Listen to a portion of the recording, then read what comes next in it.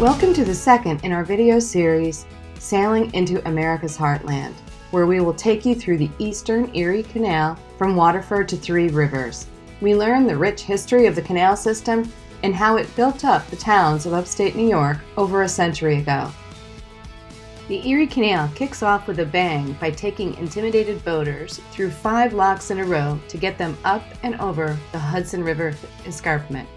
Last time, you will remember we crossed New York City via the Harlem River, navigated up the Hudson River to Watertown, New York, and experienced our first of many boat locks we will pass through this summer.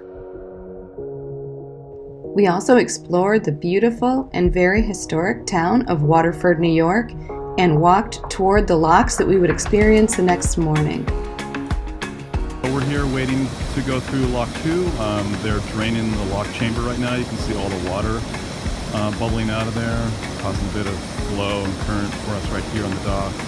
As soon as they're done lowering the water in the chamber, the gates will open and we'll motor through. I think there will be one other boat with us. Although this time-lapse capture of us going through the 5 locks only lasts about a minute, it took us several hours in reality. We traveled about 2.5 miles horizontally, and we gained 169 feet of elevation. These locks represent an incredible engineering feat, especially when you consider that these locks have been in operation for over 100 years. According to the American Society of Civil Engineers, the flight of 5 locks still provide the highest lift and the shortest distance of any canal built in the United States.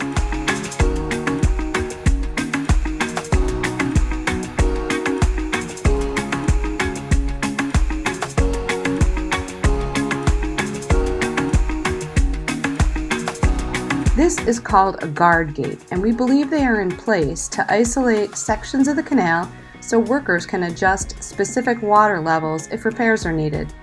It is certainly a trip to be moving along a waterway and contemplate someone draining water out of an adjacent area. This section takes us to join up with the Mohawk River, whose water is utilized for most of the eastern section of the Erie Canal. The cliffs along the Mohawk are terrific. We were treated to several bald eagle flights like the one here.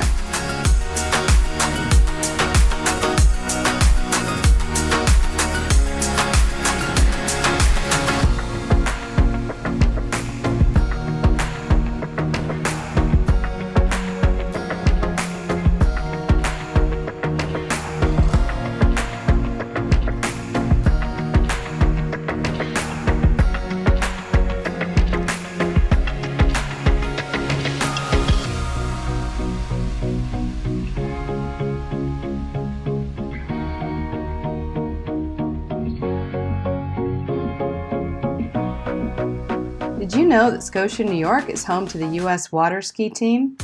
Neither did we. But after we settled in on the town docks, we noticed a gathering crowd that apparently often comes to their evening practice sessions. Hey there, this is Tom and aboard Thalia, and I'm with my co-captain, Karen. Yeah. So this is rush hour traffic in the boating life. We're waiting to enter into Lock 17 on the Erie Canal. We're westbound. Lock 17 is kind of notorious because it's the largest lift lock in the system. Apparently the largest in the United States. There's one similar to it in Canada. But it rises us 40 feet, 41 feet or so. It's got this very interesting guillotine gate that drops down behind you. Normally they have like 2 swing gates that come together. But we're kind of bored here because we're waiting to get through, and I threw away a job commuting to work with lots of traffic for yet more traffic. So you can see there are 2 boats ahead of us and a boat behind us with a distinct Canadian accent. This lock is a little special also because we are required to tie port side 2, left side of the boat, to the wall. Normally you can tie whatever side you want, but this one we're going to tie to the port side as directed by the lockmaster. We understand it's because of the height of the lift. When they fill the chamber with water, there's a lot more turbulence than a normal lock because it's 40 feet high of water coming in there. So there's a lot of push from the north side to the south side, so we're required to stay on the south side so we don't drift away from the wall. And so anyway, there's not as much capacity here. There were 4 power boats ahead, or there's, in the last lock there was like, we were the 7th. Yeah, six power boats and we were the 7th, so 7 boats in one lock. It was very crowded. This one takes a little longer because they only can really handle people on the one side. So there's 4 boats in there now. Once they're done going through, there's an eastbound boat that's going to come into the lock. They'll lower them down and let them out, and then we'll be able to enter in. We are now entering the high lock Tom spoke about, where we will be lifted 40 feet. Look at the sill in front of us. You will need to be lifted high enough to get over that. You never get used to the feeling of driving forward out of a lock and crossing over these thresholds that moments before or moments in the future will be exposed concrete. Here is a chamber wall that shows the age of this canal system. Many walls are in tough shape, and you have to watch the holes so you don't lose a fender in them as you change heights. Hi, this is Tom. I am going out for a little morning bike ride near Rome, New York. This is called the Wood Creek, which is part of the old Erie Canal. And before they expanded it, widened it, moved it around. The Erie Canal actually moved a lot of times, so you'll see along here that it's quite narrow, and it was built that way because that's the size of the barges they had back then. And I'm riding along on what would have been the towpath. They pulled the barges along with mules, and the barges typically had coal in them early on. That was kind of the main driver for the Erie Canal. So I'll take you on a little ride down the old Erie Canal, down a little nostalgia, so you can kind of imagine what it would have sounded like with people walking along with the mules, trying to get them to keep going. Maybe some chatter going on back and forth between one side of the towpath and the other. And nearby here somewhere, I haven't found it yet, is an old renovated old Erie Canal village. So they've put together what it would have looked like back then when there were people living along the Erie Canal as part of the whole kind of economy related to it. So here goes.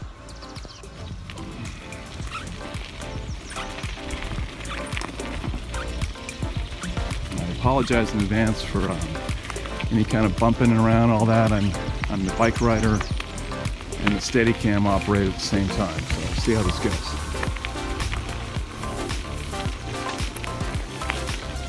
And typically these old canals were not very deep. Karen and I saw one further back down on the Erie Canal, an old lock that was maybe 4 or 5 feet deep. And right now, the original controlling depth of the current Erie Canal is about 14 feet.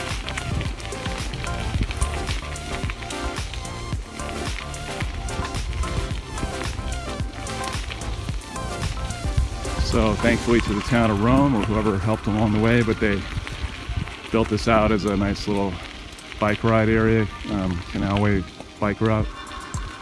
And that's what I'm taking advantage of now.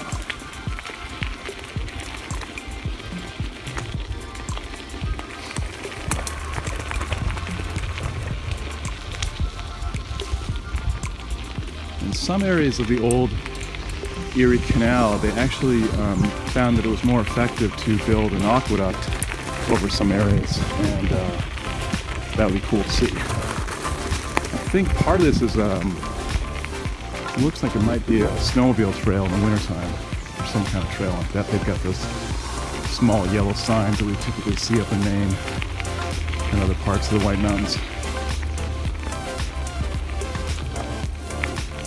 I think we're coming up to the old canal village, so let's see what that's like.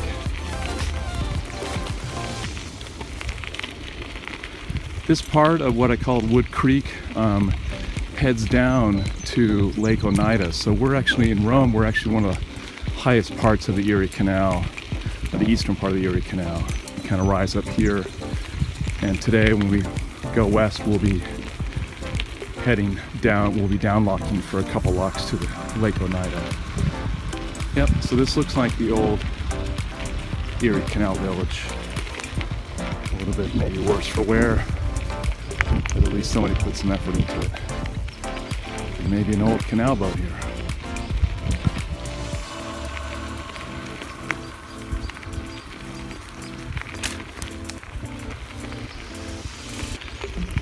Chief engineer is what that says.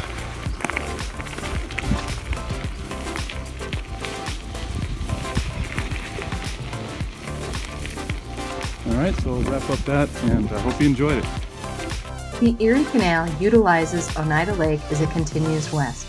And as Tom mentioned, the lake is at a lower elevation than the land the canal has been crossing. So we go through a couple locks which lower us. This is called down locking. It is a lot easier to go down since your boat isn't being pushed around by the frantic incoming water. After we cross Oneida Lake, we arrive at Three Rivers, where many boaters exit the Erie Canal to head north on the Oswego Canal and into Lake Ontario. We plan to visit Lake Ontario at the end of this summer, so we're going to stay on the Erie all the way to its end in Buffalo, New York. The Erie Canal is arbitrarily broken into eastern, central, and western, and we complete the Eastern Canal at Three Rivers, so that's where we're going to end this second video in our series, Sailing into the American Heartland. Join us next time as we enjoy the quaint towns along the central and western Erie Canal. Now that we've gotten the lock navigation down to a science, we're going to slow down and enjoy some of what upstate New York has to offer. Thanks for watching.